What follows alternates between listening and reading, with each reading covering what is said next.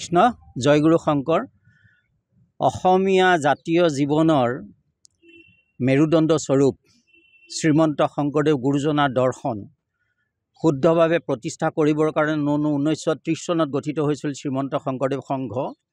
আৰু গুৰুজনাৰ দিনৰে পৰা গুৰুজনাৰ যিটো দৰ্শন একশৰণ হৰিনাম ধৰ্মৰ, এই একশৰণ হৰিনাম ধৰ্মৰ ওপৰত তেতিয়াৰ পৰাই বিৰূপ প্ৰতিক্ৰিয়া সৃষ্টি হৈ আহিছে। গুৰুজনাই লঘু লাঞ্ছনা হৈ কোচবিহাৰৰ নিচিনা জেগাত গৈ পেলানি দেহা অৱসান কৰিবলগীয়া হৈছিল। আৰু এতিয়াও এই বিজ্ঞানৰ 20 শতিকাৰ দিনতো শ্ৰীমন্ত বিজ্ঞানত যেতিয়া মঙ্গল গ্ৰহ গৈ মানুহ পালেগৈ, সেইখিনি সময়তো অসমৰ দৰে এখন জেগাত এতিয়াও বিতৰ্কৰে ভৰি আছে। যিটো সময়ত গুৰুজনা বিশ্বত প্ৰতিষ্ঠা হ'ব লাগিছিল, সেই সময়লৈকে এতিয়াও বিতৰ্কৰ আমাৰ শেষ হোৱা নাই।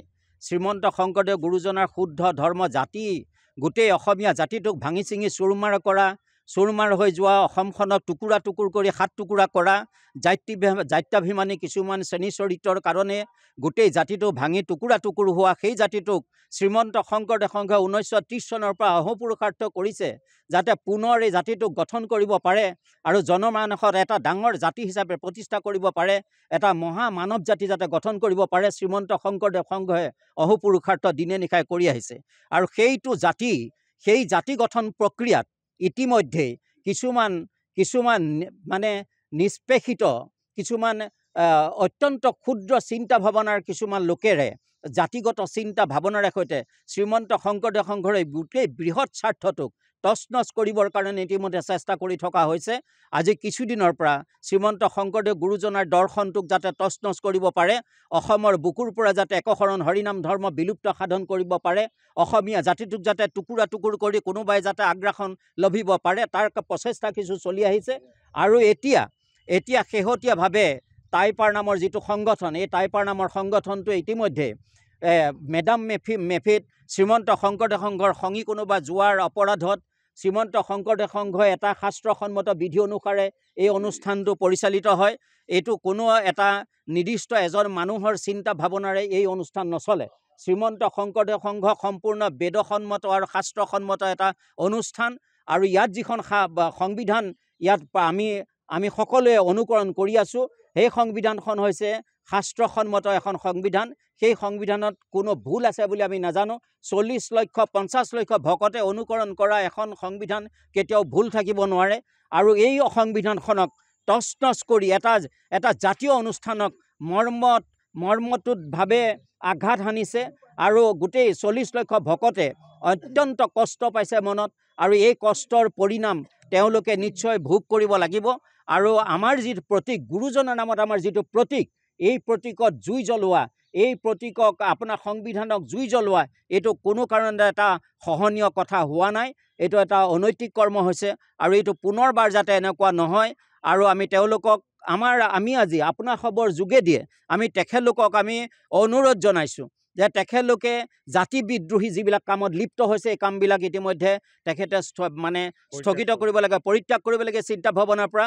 আমি এটা সবল জাতি গঠন কৰিবৰ কাৰণে বিশ্বত এটা মেৰুদণ্ড পোন হৈ থকা গুৰুজনাই দি থৈ যোৱা দৰ্শনটোক লৈ আমি যাতে জাতিটোৱে এটা মেৰুদণ্ড পোন কৰি পৃথিৱীত নিজৰ পৰিচয় দাঙি ধৰিব পাৰে, তাৰ কাৰণে শ্ৰীমন্ত শংকৰদেৱ সংঘে অহোপুৰুষাৰ্থ কৰি আছে।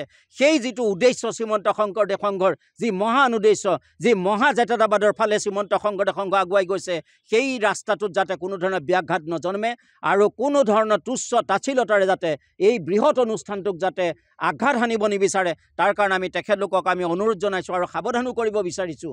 এটা ধৰ্মীয় পাৰমাৰ্থিক অনুষ্ঠানৰ লগত তেখেতলোকে এনেধৰণে কৰাটো ৰাজনৈতিক চতুৰালিৰ সৈতে সাম্প্ৰদায়িক ক্ষুদ্ৰ সাম্প্ৰদায়িক চিন্তা ভাৱনাৰে সৈতে এই অনুষ্ঠানটোক সম্পৃক্ত কৰিবলৈ বিচৰাটো একেবাৰে অনৈতিক হৈছে।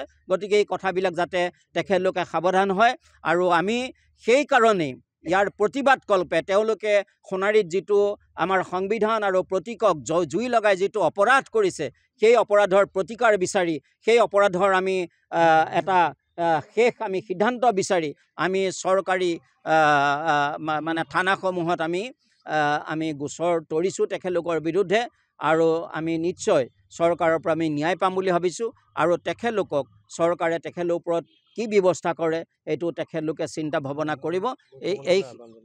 এইখিনি কথাৰে সৈতে আমি আহ্বান জনাইছোঁ সমস্তজনে যাতে ইয়াৰ ভাৰসাম্য ৰক্ষা কৰি সমাজখনত যাতে উশৃংখল নঘটে, শৃংখলিত এখন সমাজ ব্যৱস্থাক যাতে নষ্ট কৰিব নিবিচাৰে, তাৰ কাৰণে আমি সকলোলৈকে আহ্বান জনাই সকলোৱে যাতে কোনো ধৰণৰ উশৃংখল নঘটে, কোনো অশান্তি আৰু অপ্ৰীতি যাতে সৃষ্টি নকৰে, তাৰ কাৰণে আমি সকলোলৈকে আহ্বান জনাই আজি আপোনাৰ সবস্বত আমি দুআষাৰ আমি বক্তব্য আমি শ্ৰীমন্ত শংকৰদেৱ সংঘ মৰিগাঁও জিলা শাখাৰ তৰফৰ পৰা আমি আহ্বান জনাইছোঁ। কৃষ্ণ।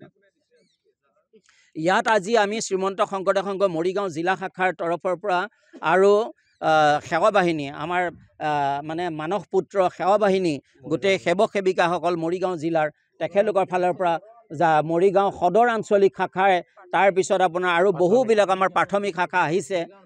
আজি মৰিগাঁও আঞ্চলিক শাখা কেইবাখনো কালিলৈ আকৌ আহিব, পৰহিলৈ আহিব, ধাৰাবাহিকভাৱে দি থাকিব। আমাৰ প্ৰাথমিকসমূহ আছে, আঞ্চলিকসমূহ আছে। আমি সকলো প্ৰাথমিক থানাবিলাকতে যিমানবিলাক আমাৰ চৰকাৰ থানা আছে, গোটেই থানাবিলাকে সেই থানাৰ এলেকাৰ ভিতৰত আমাৰ যিমানবিলাক শ্ৰীমন্ত শংকৰদেৱ সংঘৰ প্ৰাথমিক আঞ্চলিক শাখা আছে, সকলোৱে ধাৰাবাহিকভাৱে এতিয়া অভিযোগনামা তেওঁলোকে আপোনাৰ আবেদন দাখিল কৰিব। আজি আমাৰ প্ৰায় 9খন আবেদন আজি জনোৱা হৈছে। জিলা শাখাখনকে লৈ 9খন আবেদন আজি জনোৱা হৈছে তেওঁলোক চৰকাৰ বা থানাত।